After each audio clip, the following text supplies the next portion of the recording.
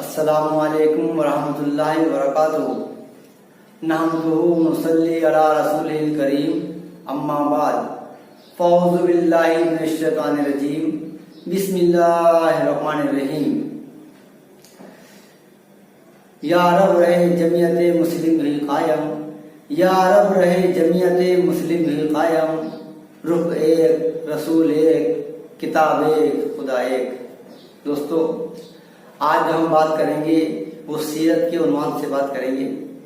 دوستو، سب سے پہلے تو آپ کو ہم یہ بتا دیں کہ اللہ رب العزت کا جتنا شکر ادا کریں اور اپنے اوپر جتنا فخر کریں اتنا کم ہے کہ ہم اور آپ حضرت محمد مصطفیٰ صلی اللہ علیہ وسلم کے امتی ہیں کہ وقت کے نبیوں نے اللہ سے درخواست کی کہ اللہ تو ہمیں وقت کا نبی بنا، اس امت میں پیدا کر دے۔ دوستو، آج یہ امت پریشان ہے، مصائب میں ہے، تکلیف میں ہے۔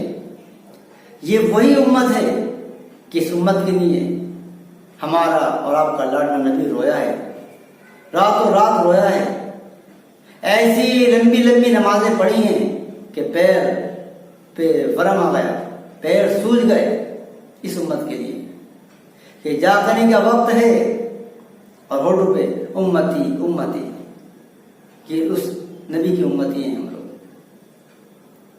کہ اللہ کے نبی نے اس امت کو خون سے سینچا ہے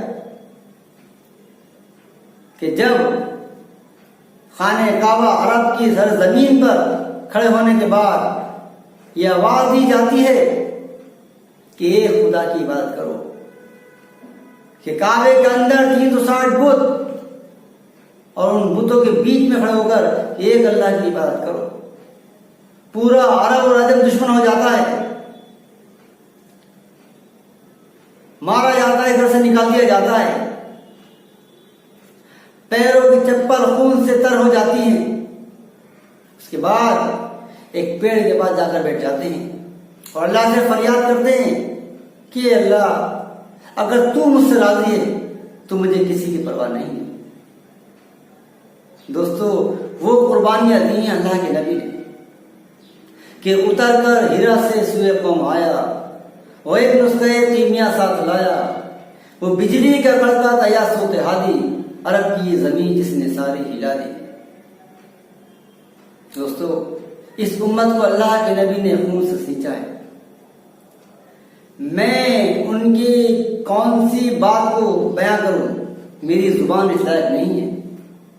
اگر اخلاق پہ بات کرتے ہیں تو کیا اخلاق کی مثال پیش کی ہے کہ رہتی دنیا اس کی ایک عدل سی مثال پیش نہیں کر سکتی؟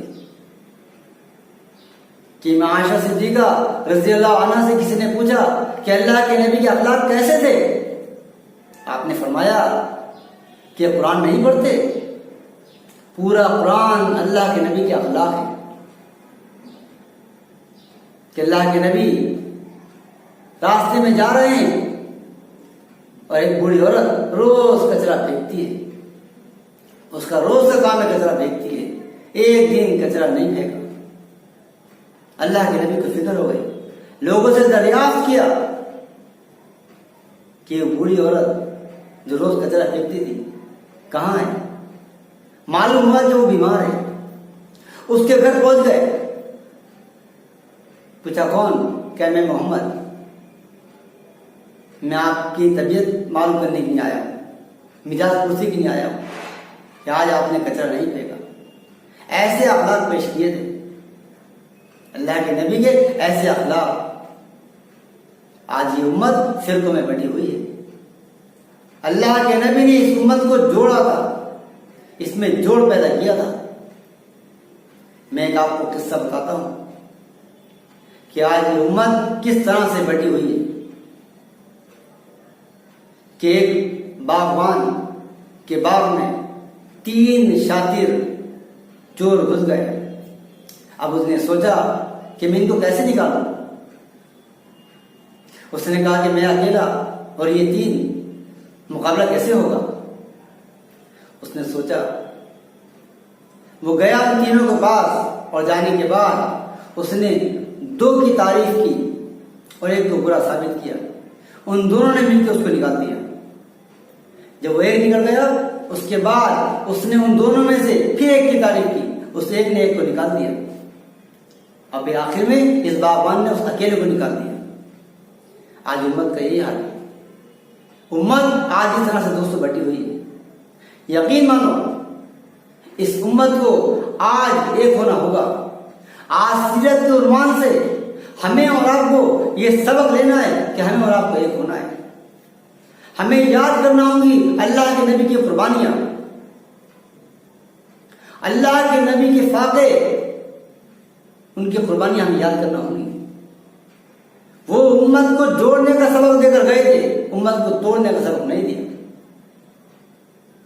دوستو آج ضرورت ہے اتفاق و اتحاد کی. آج ہمیں فرقہ پرستی سے باہر آنا ہوگا. آج ہمیں آپس میں اتفاق پیدا کرنا ہوگا کہ متحد ہو گئے تو کہلاؤ گے مومن غازی, اور منتشر ہو گئے تو قسطوں میں صفایا ہوگا. دوستو ہمیں ایک ہونے کی ضرورت ہے. آج سیرت عنوان سے ہمیں اور آپ کو یہ سبق لینا ہے کہ ہمیں آپ کو ایک پلان پہ آنا ہے. یہی آج وقت کا تقاضا ہے, وقت کی ضرورت ہے کہ پوری دنیا کی طاقتیں آج مسلمانوں کو, ایمان والوں کو صفحہ ہستی سے مٹانے میں لگی ہوئی ہیں. کہ اللہ کے نبی کی حدیث ہے کہ یہ وقت آئے گا کہ ساری دنیا کی طاقتیں تم لوگ کو مٹانے کے لیے اس طرح سے آگے آئیں گی کہ جس طرح سے بھوکے لوگ دسترخوان پر کھانے کے لیے آگے آتے ہیں. دوستو ہمیں اور آپ کو اتفاق پیدا کرنا ہوگا. تو آج سیرت کے عنوان سے ہم یہی امید کریں گے انشاءاللہ کہ آج ہمیں اور آپ کو آپس میں اتفاق و اتحاد پیدا کرنا ہے. اللہ رب العزت کہنے سننے سے زیادہ عمل کی توفیق عطا فرمائے. پھر آپ سے ملاقات ہوگی. اللہ حافظ.